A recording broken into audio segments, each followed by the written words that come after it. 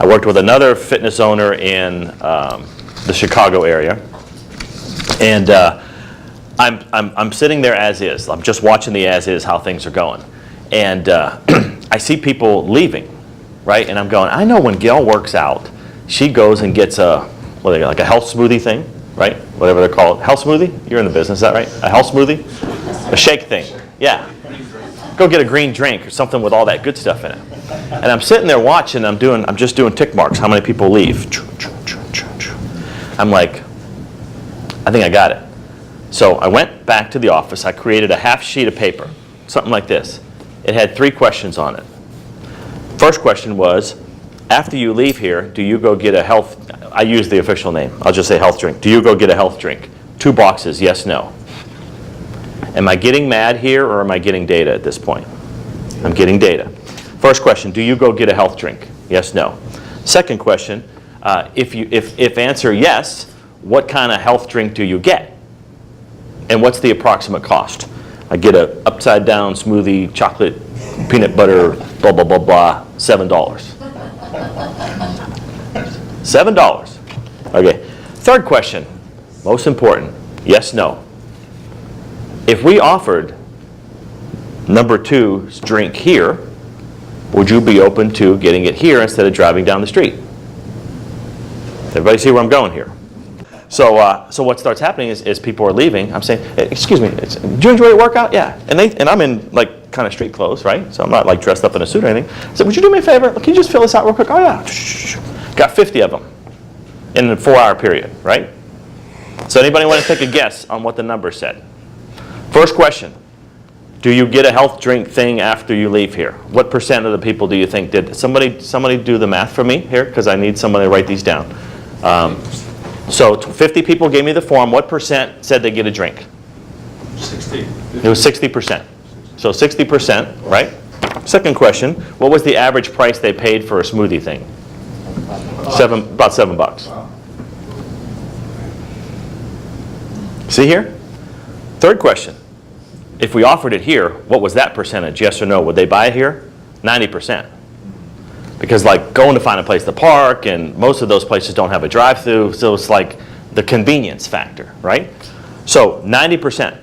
Okay, so then just do the math on that. Let's just say for fun, 100 people come into the gym a day. I'm changing the numbers at this point for confidentiality reasons, but 100 people, do the math on what % would buy the shake at $7. Does anybody have that number yet? Well, you said 60% of 100, so that's going to be... Right, 60 shakes times $7. What's that number? 42. Times, just for fun, let's just say they only buy shakes 200 times a year. 200 days they're open. Is it a lot of money? So I go back to the owner and I say, I'm going to leave now. I have your thing. And he said, well, we got to get a permit to do that because we got to get plumbing installed. And I'm going, please don't take me down this path of all these excuses of why you don't want to do this. So I went back to the administrative assistant. I said, call the city office, ask them how much it costs for a permit, an inspection and all that stuff that you've got to do, how much it's for an industrial sink and blah, blah, blah. The investment would have been 40 grand. 40 grand. One-time fee, right? How much revenue will we generate on the shakes? Yeah, the number. Minus the 40 grand expense. Ask me if they ever put the shake thing in. No, they didn't. Ridiculous, right? So how do you translate that story? A couple of key things I want to review for you. I'm supposed to be offering my coaching program, but I just can't stop teaching. I'm sorry, but this is just how I am. First thing is that one piece of paper with the 3 right questions. So how can you ask the 3 right questions to find your next big thing? What is your next big thing? 3 questions, right? Number 2, objective math. I got a little emotional during the discussion, but ultimately I went back to, let me just show you the numbers, how this looks. Here's your amount of revenue you can generate. Here's the expense of 40 grand to do it. And basically it's up to them whether or not they did it. So questions, objective data, ROI decision. Is this return on investment make sense? Should we do this? Should we not? I belong to a couple of fitness gyms, and one of them I've been watching for a long time.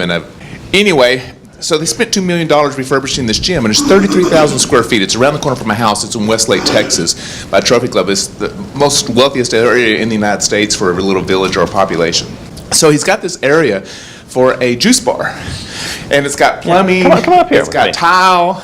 I don't think we got you in the It's got- video yet. I mean, heck, I used to teach aerobics in front of a bunch of women, so get in front of people. Got to get inside that yellow line. That's the wrong video. That's the wrong video. You don't have the real one. Yes, but that's what you wore back then with tights. It was a cold day. Otherwise, you wouldn't have, but you did back then. It's like a long time ago. So it has the plumbing and everything, like for the juice bar. I mean, heck, you could do paninis, you could do anything you want. Well, no, I love all that stuff. I grow my own, not alfalfa, but wheatgrass and stuff like that. You're looking at the wrong guy if you want me to talk about that stuff. So I Give me a grow my pepperoni own pizza, I'm good, alternative bro. stuff. So with that being said, I would normally go 3.9 miles the other direction from the gym, which is 1.2 miles from my house, to go to Jamba Juice to either get a drink or one of those mood drinks or whatever. All right, I really do, and I spend about $7 depending on the size that I get. And when they went through the deal, I'm like, well, how come we don't have smoothies or the drinks, right here? Because I want to go 1.2 miles because we have a lot of traffic there on Highway 114. He's like, oh, he keeps thinking about it, he keeps talking about it, but he hadn't yet done it. But the math and everything he said there is true, because there's nothing but busy executives from 50 to 70 years of age, have more money than sense, that are living there hoping we can get lunch or a snack right there, because there's a big screen TV, and on Sundays we're watching the Cowboys after we work out and everything, and literally they'd make a small fortune. And they're messing it, and we're all hopping in our cars going back to Southlake to Jamba Juice. Yep. I mean, and you're saying it, and this was literally like last week, and I'll be there tomorrow I'm afternoon. sitting here looking like something is wrong with him. Like, I need Yeah. to call 911 or something, because you're going to have a seat. Well, but I felt like you. It's like, oh, well.